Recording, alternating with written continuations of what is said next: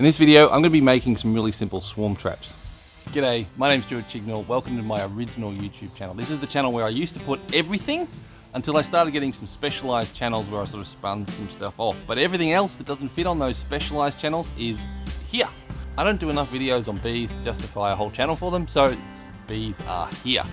Now, I should have got these traps done ages ago, like should have got them ready over winter, but we're already through the first month of spring, and already I've seen the first couple of swarms, so I'm hoping it's not too late. But I'm not after a whole stack of swarms, a whole stack of new hives, so yeah, just another one or two will do.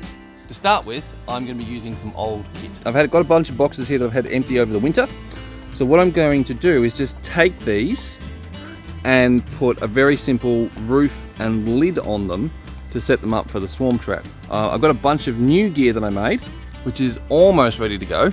And so I'll have those ready for, well, the first flow of the season really soon. There'll be a video on that shortly. Well, when I say shortly, yeah. Well, shortly. I'll do my best. Now, ages ago, I pulled a whole stack of these tongue and groove offcuts out of a skip. And so I'm going to use those to make a very simple roof. Basically just cut them to length and then screw them onto the old box. Now I've used an old auger bit to set the distance of the overhang that I want, and then on the other side I just score a line. That's where I need to cut the length. So I've got 5 boxes to turn into swarm traps. So at 6 pieces per lid, that's 30 pieces, all the same length. So what I'm going to do is set up a stop to make the process of cutting them all much easier. Now I want that to be square so that I can get a stack of these up on top of each other. So I'll cut that off. That's now square to the fence, and then just use that to get the stop square, which it already was. So that's cool. So that's the first one. This has got holes in it, so I'm actually going to put that aside and leave it for the floor.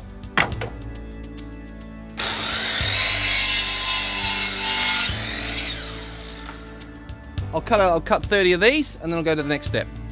Now with an old pine box, you might get away without pre-drilling, but these boxes are made of hardwood, and pre-drilling is a really good idea.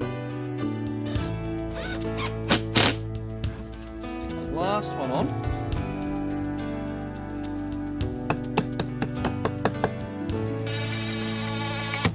Most of these boxes I've been using, they're okay. They're my older cobbled together boxes, but they're still serviceable.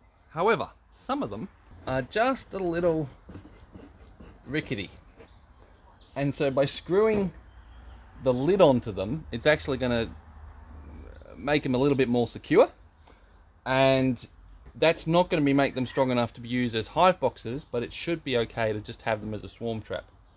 Because as long as I've got a box to transfer the new hive out of here into their permanent home, this will be fine. But if I have to, but I can't use this as a box anymore. It's just cactus. Next thing I just want to do is reposition my stop, because I want the floorboards to be a bit shorter.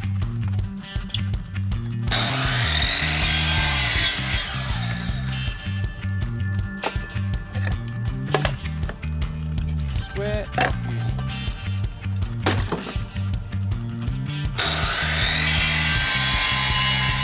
Now I've deliberately cut these so they're a little bit narrower than the bottom of the box, so that it's more likely to shed the water. Like if any water's on here, it's going to run down and drip off rather than go into the box. Just a couple of mil, no big deal.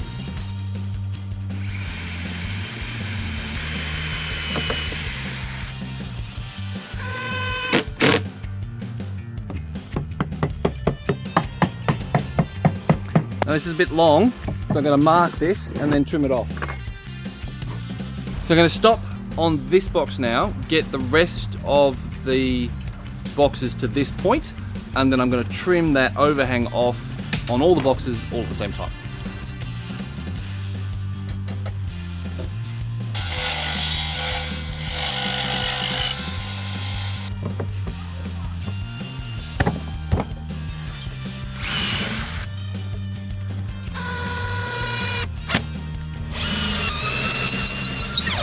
Oh!